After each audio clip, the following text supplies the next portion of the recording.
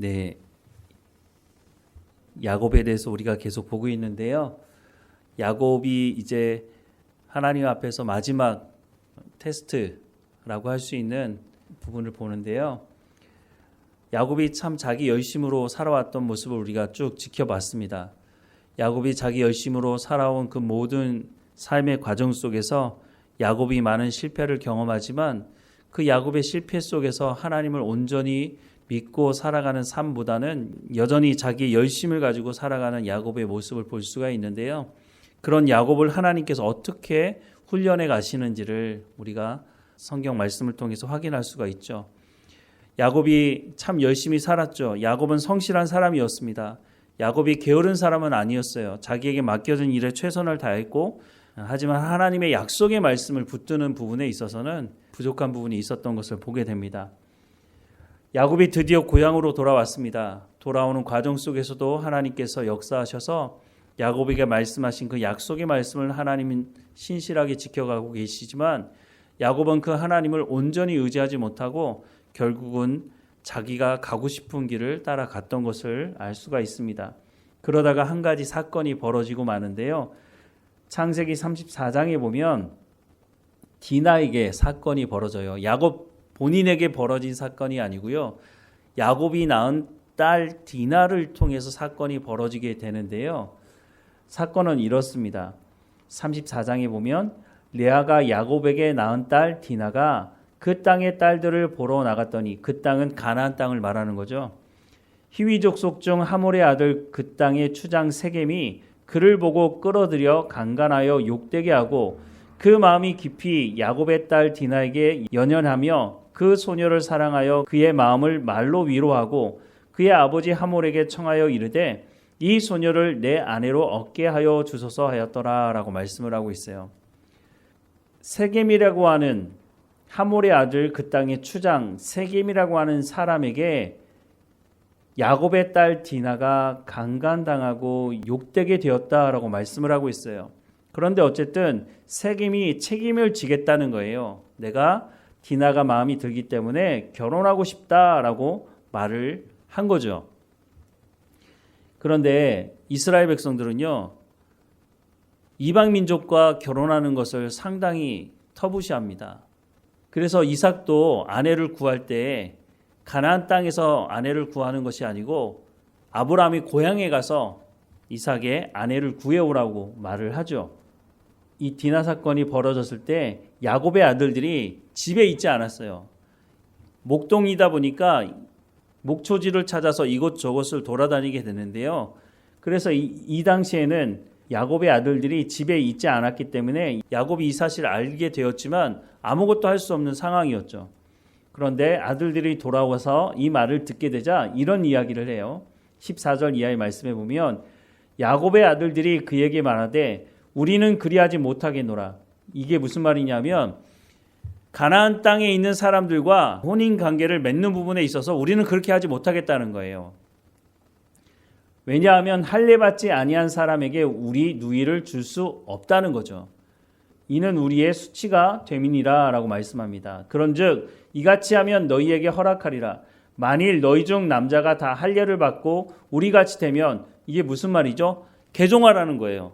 너희는 하나님을 믿지 않는데 할례를 받는다는 것은 내가 하나님을 믿겠다고 하는 것이니까 너희가 만약 할례를 받게 된다면, 개종한다면, 그러면 우리 딸을 너희에게 주며 너희 딸을 우리가 데려오며 너희와 함께 거주하여 한 민족이 되려니와 너희가 만일 우리 말을 듣지 아니하고 할례를 받지 아니하면 우리는 곧 우리 딸을 데리고 가리라 라고 말씀하고 있어요.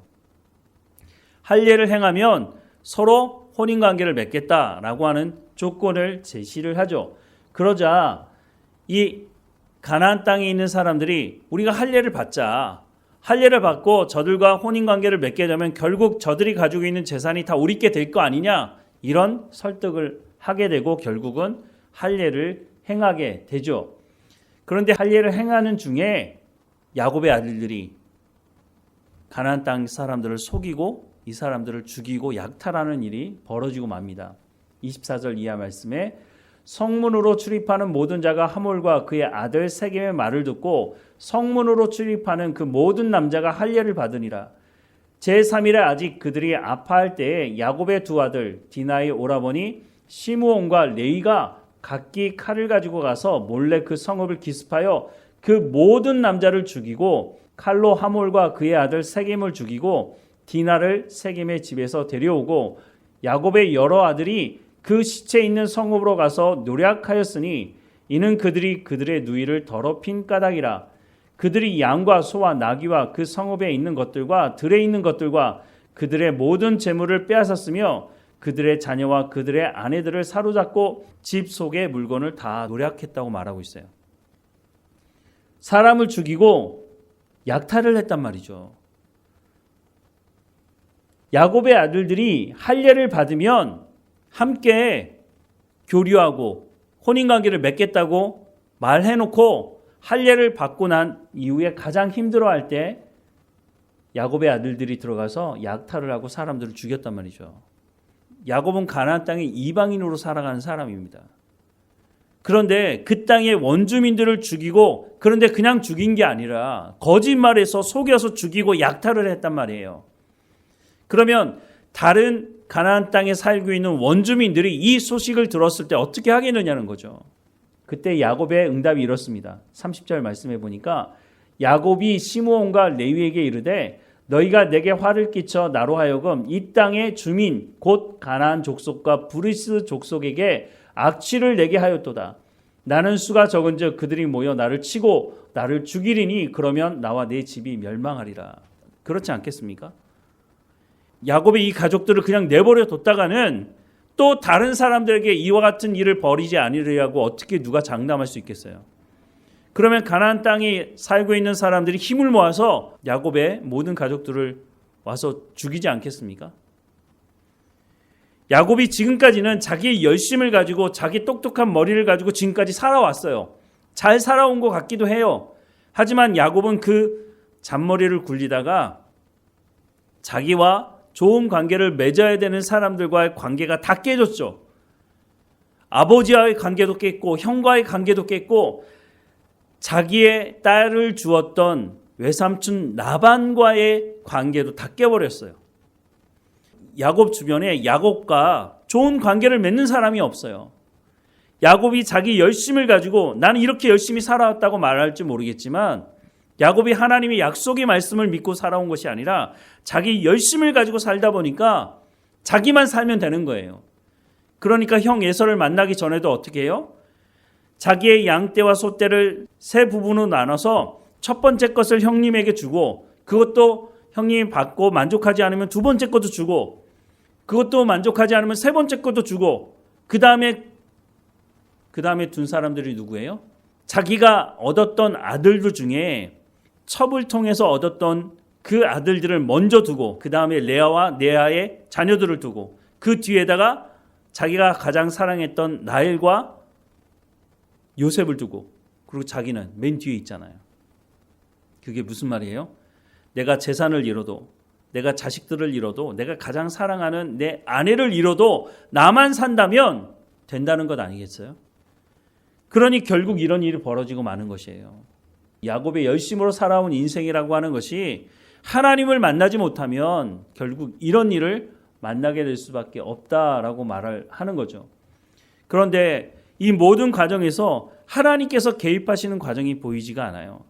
디나 사건이 벌어지고 살인과 약탈이 벌어지는 이 모든 과정 속에서 하나님이 계시지 않는 것 같아요. 그런데 이 모든 사건이 벌어지고 나서 야곱이 이제는 아무것도 할 수 없다고 두 손 두 발 다 들고 있을 때 하나님께서 야곱에게 말씀하십니다. 창세기 35장입니다.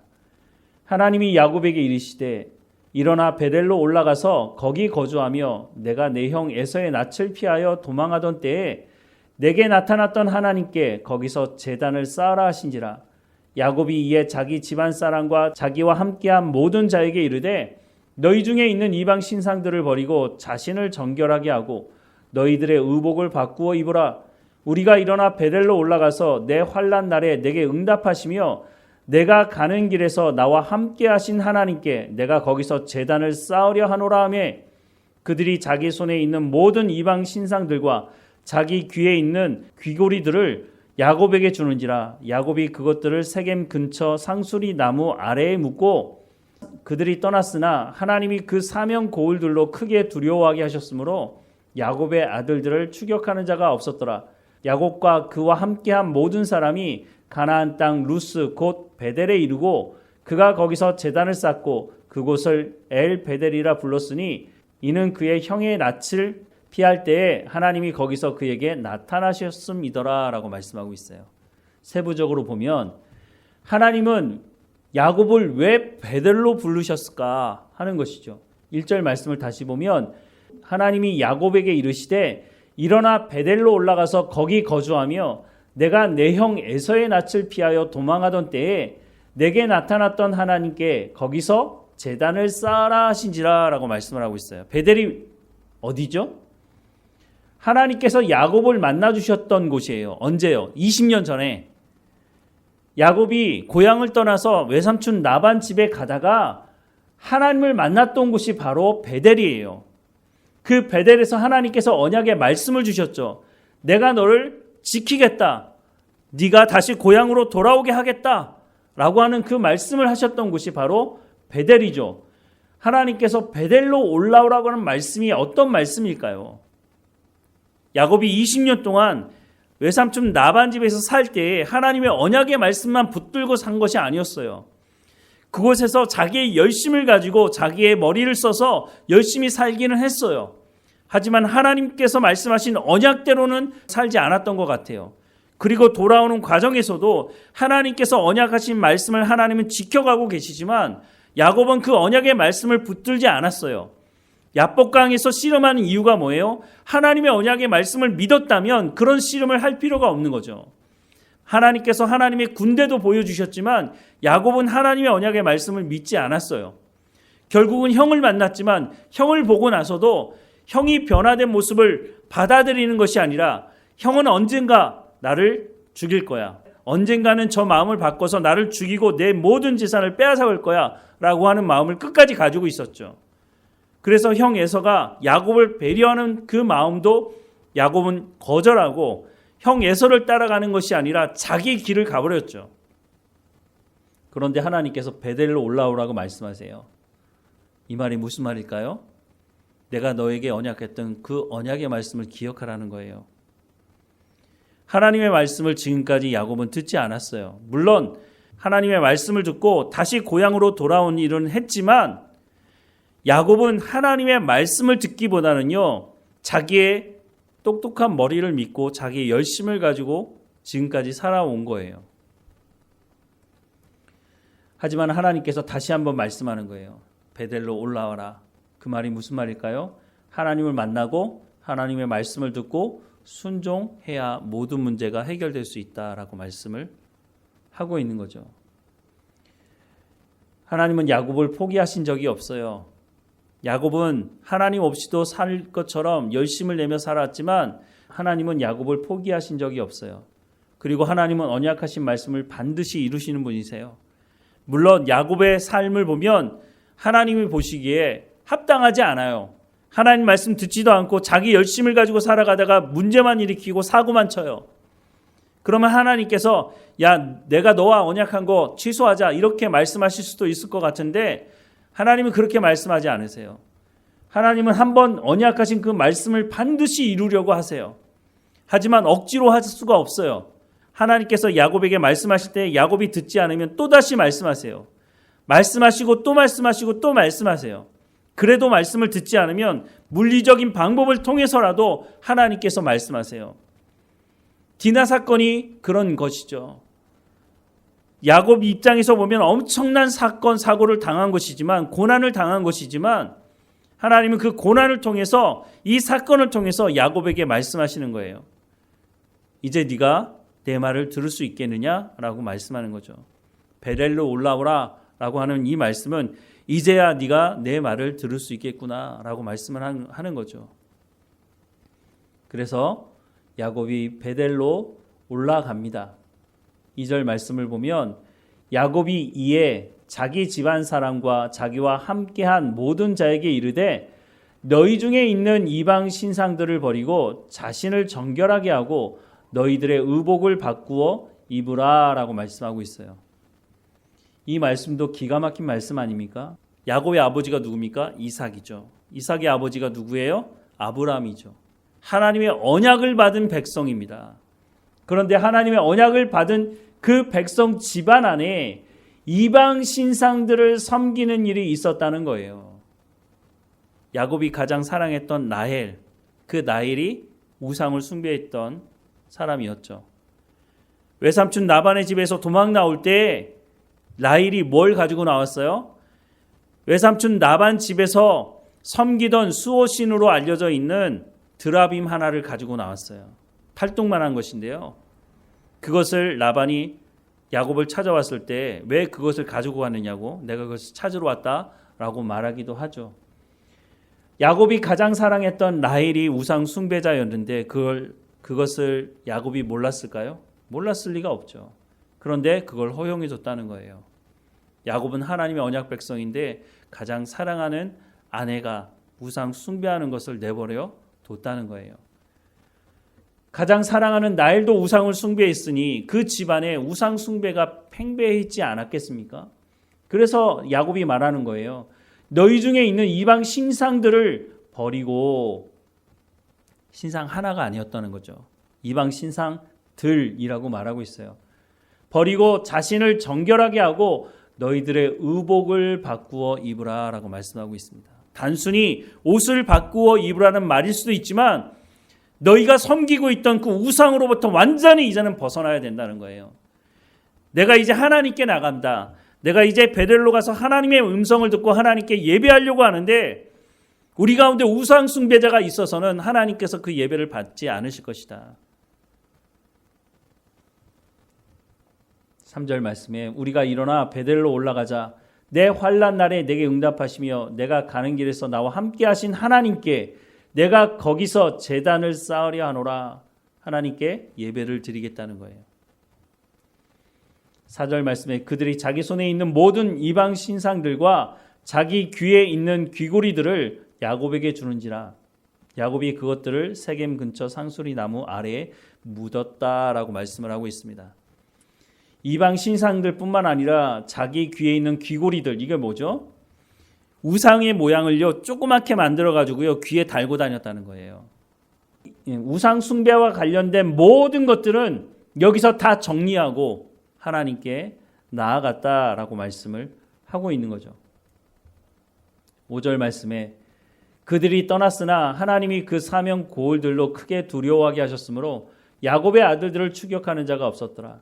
야곱과 그와 함께한 모든 사람이 가나안 땅 루스 곧 베델에 이르고 그가 거기서 제단을 쌓고 그곳을 엘 베델이라 불렀으니 이는 그의 형의 낯을 피할 때에 하나님이 거기서 그에게 나타나셨음이더라 라고 말씀을 하고 있습니다.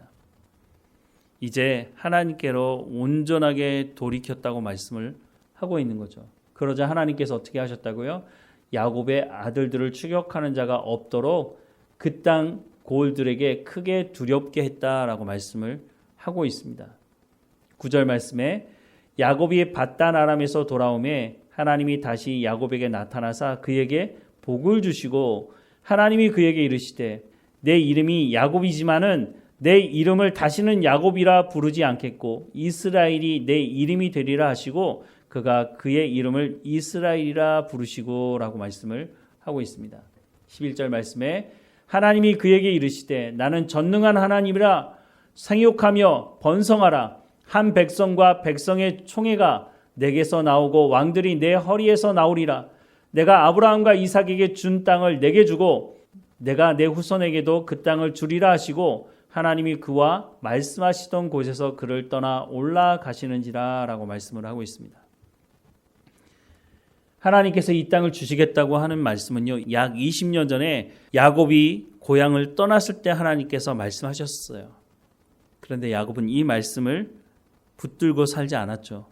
이제 하나님께서 야곱에게 다시 말씀하시는 거예요. 내가 이 말씀을 이루겠다라고 말씀하는 거죠.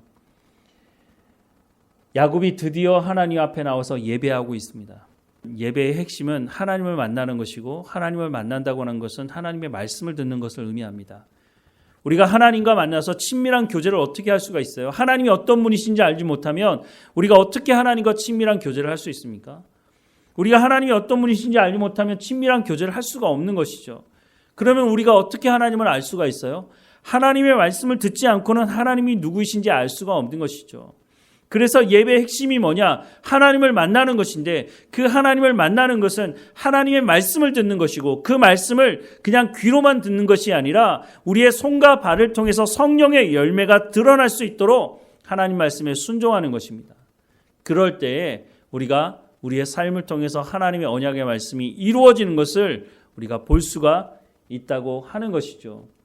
그래서 창세기의 가장 큰 주제는요, 하나님의 언약이고 하나님의 언약은 반드시 이루어지는 것이다. 즉 하나님께서 말씀하시고 그 말씀을 믿는 사람을 통해서 하나님이 하나님의 언약을 이루어 가신다라고 하는 것을 말씀해 주고 있다고 하는 것이죠. 그것을 지금 야곱을 통해서도 말씀해 주고 있다고 하는 것입니다. 하나님은 말씀하신 것을 반드시 이루십니다. 창세기 25장 23절 말씀. 여호와께서 그에게 이르시되 두 국민이 내 태중에 있구나. 두 민족이 내 복중에서부터 나누이리라. 이 족속이 저 족속보다 강하겠고 큰 자가 어린 자를 섬기리라 하셨더라. 이 말씀은 야곱이 태어나기 전에 하나님께서 말씀하신 것 아니에요? 그런데 하나님께서 이 말씀대로 이루어 가시나요? 하나님께서 이 말씀대로 이루어 가고 계시죠. 창세기 28장 13절부터 15절. 또 본적 여호와께서 그 위에 서서 이르시되 나는 여호와니 내 조부 아브라함의 하나님이요 이삭의 하나님이라. 내가 누워있는 땅을 내가 너와 내 자손에게 주리니 내가 너와 함께 있어 내가 어디로 가든지 너를 지키며 너를 이끌어 이 땅으로 돌아오게 할지라. 내가 내게 허락한 것을 다 이루기까지 너를 떠나지 아니하리라 하신지라. 라고 말씀하신 대로 하나님은 야곱의 삶을 통해서 이 말씀을 이루셨다고 하는 것을 확인할 수가 있습니다. 이 이후에는요, 야곱에게 큰 시험이 없어요. 야곱이 지금까지 고난당하고 어려움을 당한 가장 중요한 이유는 하나님께서 말씀하신 언약의 말씀을 붙들고 살지 않았다는 것이에요. 오늘 우리도 마찬가지입니다. 물론 하나님께서 우리의 믿음을 테스트하기 위해서, 믿음을 성숙시키기 위해서 주시는 시험이 있어요. 그렇지만 그 시험조차도 사실은 하나님께 지혜를 구하라고 말씀을 하고 있습니다. 하나님의 말씀을 구하라고 말씀하고 있죠. 하나님께서 우리의 믿음을 성숙시키기 위해 시험을 주실 때도 우리가 하나님의 언약의 말씀을 붙들고 있을 때 그 시험을 이겨낼 수 있다고 성경은 말씀해 주고 있어요.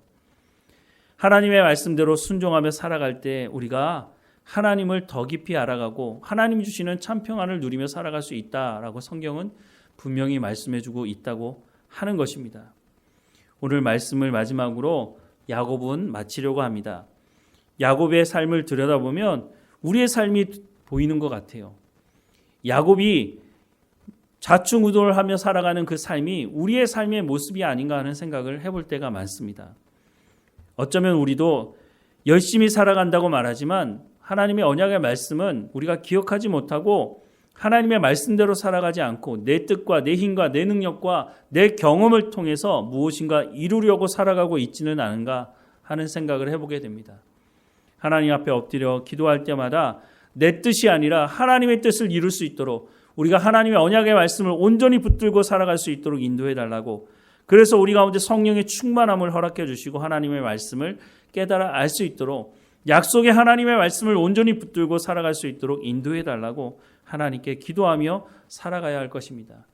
그럴 때 우리가 참 평안과 참 안식을 누리며 살아갈 수 있다라고 성경은 말씀해 주고 있으니 이 말씀을 따라서 순종하며 살아가는 우리의 삶이 되기를 주님의 이름으로 축원합니다.